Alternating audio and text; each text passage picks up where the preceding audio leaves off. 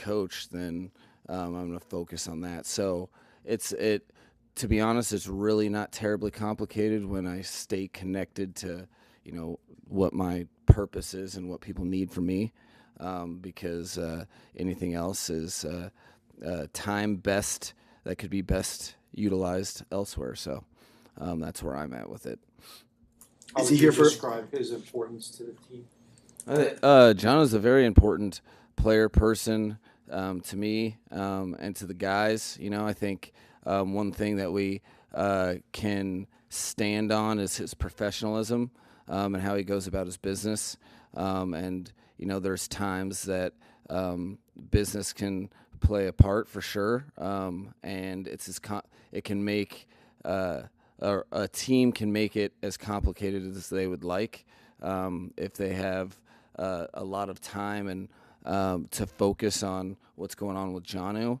I would, encourage them to focus on their own game. Fortunately, I haven't had to have those conversations.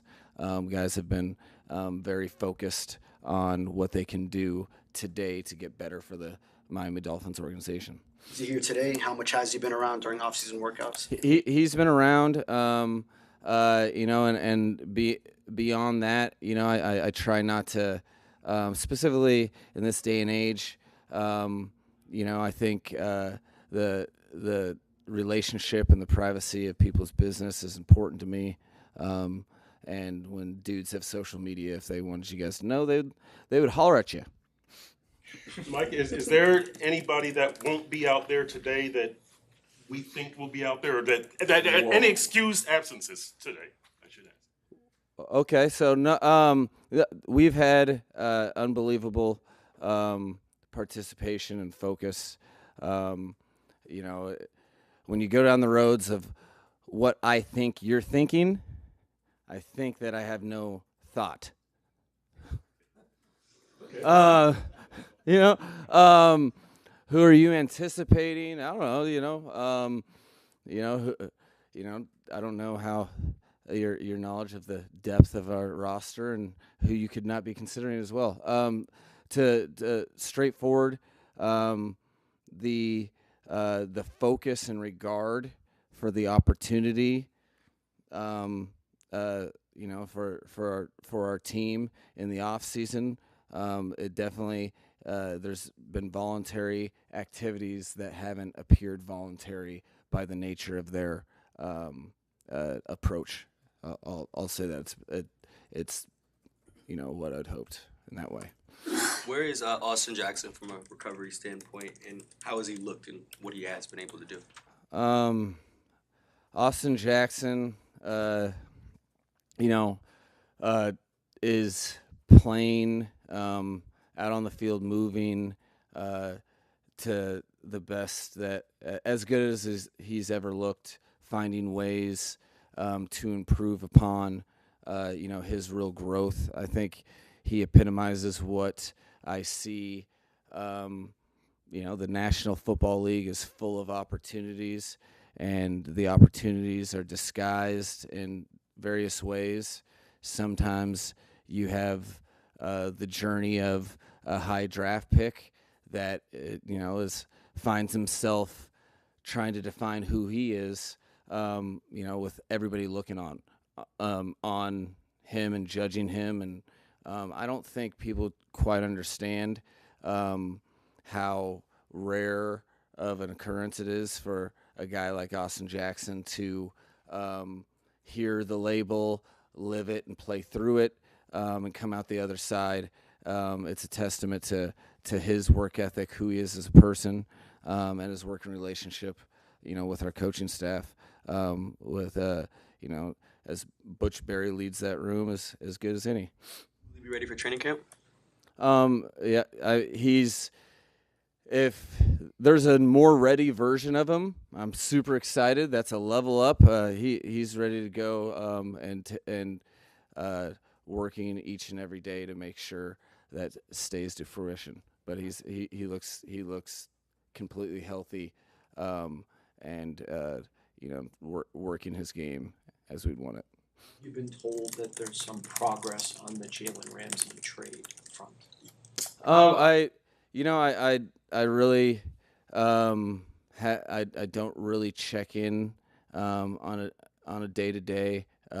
Zero has changed from my end, so I let Chris work, and I'm diligently coaching.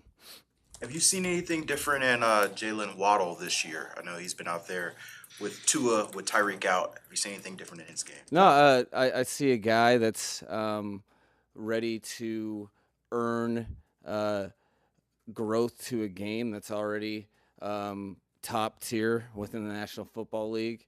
It's exciting for me and exciting for when I go out on the field because he's humbly approaching his craft, attacking it so that he's not satisfied with any part of his game.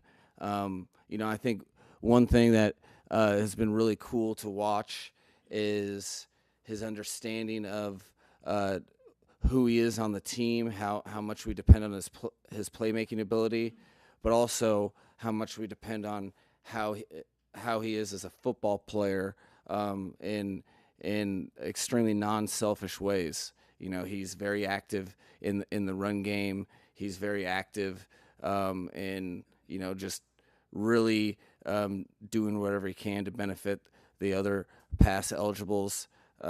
Realistically, I'm really excited about what 2025 has in store for him based upon the excitement that he gives me every day attacking his craft. So today should be a good day, and he'll go back to the drawing board and chop wood the next, and that's kind of been his formula this offseason.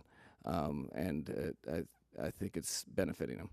With Jaylen Wright, what does he have to do to earn playing time, understanding that Achane is probably running back number one, Madison might have the role as the big short yardage guy. How does Jaylen Wright fit in there? Well, I think Jaylen Wright benefited tremendously from coming into the league in a very competitive room. I think when that's the case, you learn how little room for error you have to execute your job responsibilities, or to have complete ownership of your assignments. Because if you're a hair off or a hair late or a hair indecisive, there's decisive people who are talented that can contribute to the team. So I really saw when we had exit meetings, I was talking to Jaylen Wright about being able to non-verbally communicate to me his hunger for a increased role. I see better than I hear. And 4 OTAs in, that I can see him following through with that. A big thing for him, and really our entire team this offseason is each and every day being exclusively the exclusive evaluation time, and we awesome one-day efforts. We're looking for consistency and continuity, and I think that's how that's the only way that we're going to be happy with the product come fall. We saw Tua in the orange jersey yesterday, and we see the production of the passes and what the ball looks like in the air. But from a coach's perspective, what does it look like for a quarterback in a practice to earn the orange jersey? What does he do that puts him in that position? It's a cool question, because this one specifically, I thought, Tua, the previous practice to wearing the orange jersey, had most ownership of all the players on each and every down, particularly in non-passing downs. There was double motions where he was aligning people appropriately. He really had command and resolve within the practice of things that sometimes football for a quarterback can be uniquely challenging, because you have the ownership of the operation of the whole unit. You have 1/11 of the execution of it, and anything that falls short can be frustrating. So sometimes your play can be exactly how you envisioned it going into whatever the performance is, but then you're faced with frustrating things that are out of your control. What a great rep for a player of the quarterback position. When you have practices like that, we had some things where people weren't necessarily where they should be at the appropriate time on run and pass, and he handled his job and then performed, executed, and was very, very competitive, and didn't allow the ebbs and flows of practice to really keep him out of his rhythm. So that, for me, there's a lot of layers. It's definitely not just like, hey, 3 throws. When you're a quarterback, you throw the ball professionally. So like, I feel like you should have good throws. But playing the position and being what the other 10 players on the team need you to be on that down, that's a whole nother story, and that's why I earned it. In what ways have you seen Patrick Paul grow going into his second year? Well, I think, for one, he epitomizes a player that didn't waste his rookie season. Okay, so he, had a huge transition to make in terms of style of play and kind of really the detail that we asked tackles to play with. And he had Teron Armstead in the building every day, and he had a ton of veteran leadership within the room, and he really chopped wood each and every day. And I think you could see, his big vision scope by the way he chopped wood. I see him doing things every day in individual that are top tier things. I see him in group work do some things that I think some of the defensive players are surprised by, and then I see room for growth every day. What I'm pumped about is that he's actually focusing on the part to grow, and you can tell a person's vision of what they want to be. Are they high-fiving themselves because they had a couple good plays, or they focused on, okay, well, yeah, I did those things good the day before. Who cares? Let me focus on what I can get better at, and that's what I see on the daily from him. Having Teron Armstead around not only through his first year, but still around to a degree, how much did that do you think for Patrick Paul's growth? It's a huge accelerator. I think coaching can go can take you so far. There's another level of coaching tied to peer ownership that is a completely different vessel to help a young player. I think there's a piece of him too. When you have a player like Teestead invest in you, you want to bear fruit of that investment. So I think that relationship plays a part in it as well, but a huge cheat code in terms of being able to develop an offensive tackle is to have an active roster, Teron Armstead, play in front of him. As I watched the team last OTAs, it occurred to me a lot of those 30-somethings you relied on last year and 2 years ago are gone. It's a very young core. Is this team still in win-now mode? Is this kind of a rebuild on the fly? How are you looking at this season? Well, I think if you ask any player, including some of those younger players, it's not gray. We are trying to maximize our opportunity, and I think we have a good amount of young players that are very, very football focused, and their approach every day gives them the chance to be productive NFL players early. I think the days of, just the way that I see patterns of roster construction, the days of putting rookies on our entire rookie class on ice, I think are over. You have to have guys that have the appropriate mindset, that they will do what needs to be done to do right by their teammates, and that peer-to-peer pressure is the strongest motivator in a game, in my opinion. And I think if you have the right types of people, both veterans and young players, you can really make sure that the youth on the field is advanced in football, and that's what we care about.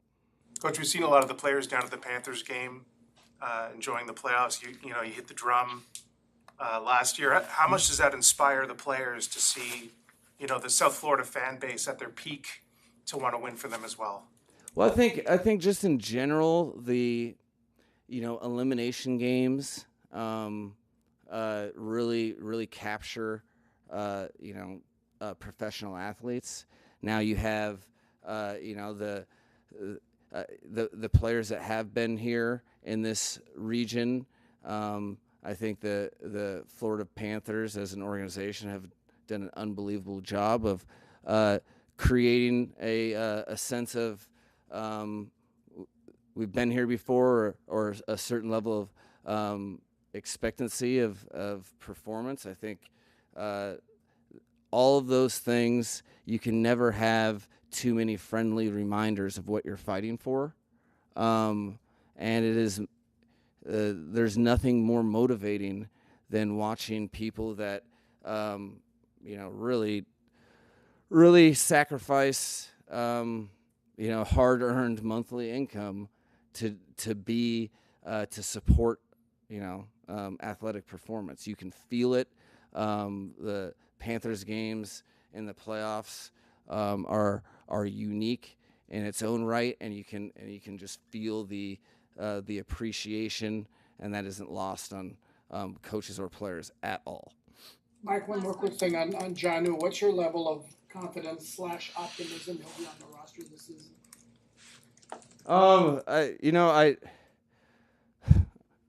Erroneous my feelings, my hope, and I guess I haven't really considered anything other than I want Jonnu on the team. I think he wants to be here, and so my experience with business is you let that play out, and in that time, Jonnu's depending on me to focus on the players that I have the ability to coach and influence.